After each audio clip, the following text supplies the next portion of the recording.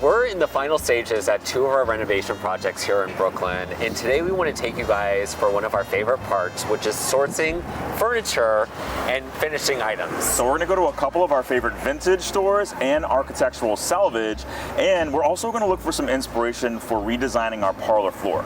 We just stopped at our favorite coffee shop here in Borum Hill. That was definitely our first stop. Let's check out the exciting things.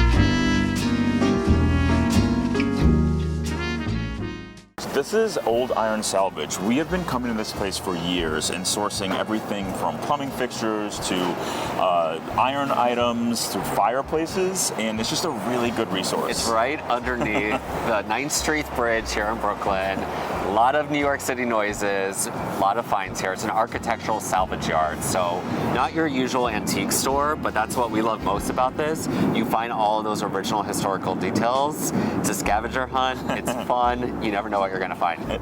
We're looking for some things for rooted in Ridgewood right now, and we actually found this fireplace that we think is a great fit. It's a really good price. It's got a beautiful white marble. It does have some damage on it, but Jordan, I think that we can probably get some of this out and repair it, but even if we can't, 100%. It's just got a little bit of character. Yeah, the length is perfect, and this up against the wall, yeah, we really are going to create the illusion that it always was inside the house. But again, this is history that we're bringing inside this kind of modern build.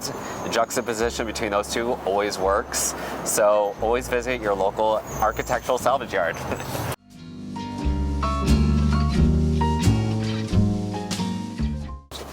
Wow. Oh yeah, this is great. I mean, we can find any baluster we need in this place. So, and this is great because like with these, we could just cut off some of the space here, you know? Wow, that one's really nice.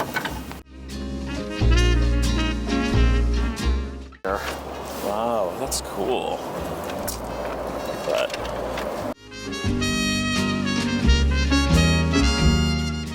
So a lot of people ask us where to get all of the architectural features that are outside the house, like these iron newel posts and the gates and handrails, and this place has so much of that kind of stuff. We get lots of it here. In fact, when we first moved into our house, someone stole the iron newel post from in front of our house like 2 days later, so we had to get a new one, and this is where we found it, and they had the exact match because they have such a big selection, and they do have a lot of paint on them, a lot of rust on them, but they can be sandblasted.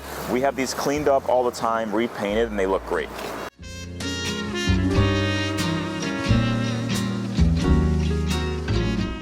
So these pedestal sinks are amazing. They are coming back in style.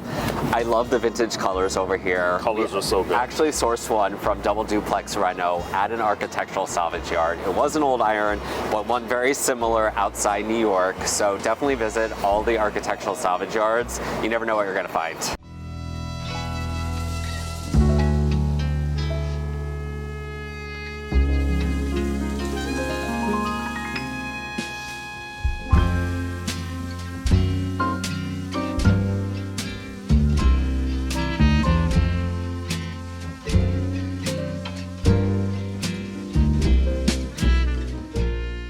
All right, so now we are at Horseman Antique, which is Barry and I's favorite place to come for true mid-century modern furniture. We are in the market for so many things, but this place is really inspiring, so let's head inside and check it out.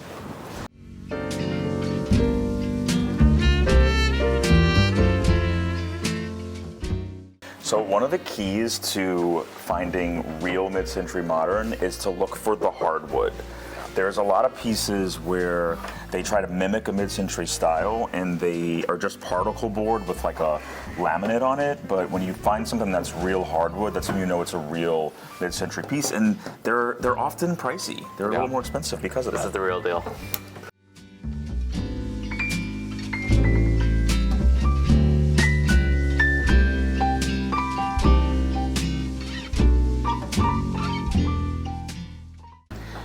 think we need a, like, I like this shade. See the texture, and this is what makes like a really warm room. Yeah. Red color that we're trying to get into the parlor floor. Oh yeah, I love it. I mean, it's gorgeous. I wish there were 2 of them. I know. I'll take them both. But we can totally reupholster this with like a really beautiful fabric. Yeah, let's do it. $1,200 is not bad. It's got these like walnut details on it. It's got the tapered legs. That chair. There's something about this chair. I mean, we could have it reupholstered, but I love the orange. That I like actually really love. Yeah.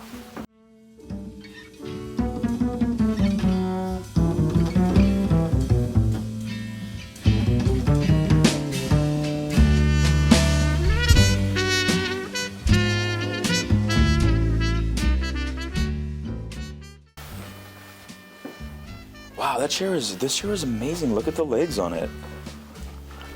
It's like this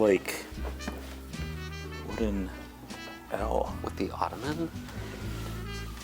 I really love this chair. This is great. This will be my chair. Get the couch. I wish the arms were a little different. Really? But I do love it. Well, you know, talk to someone from the 1950s that designed it.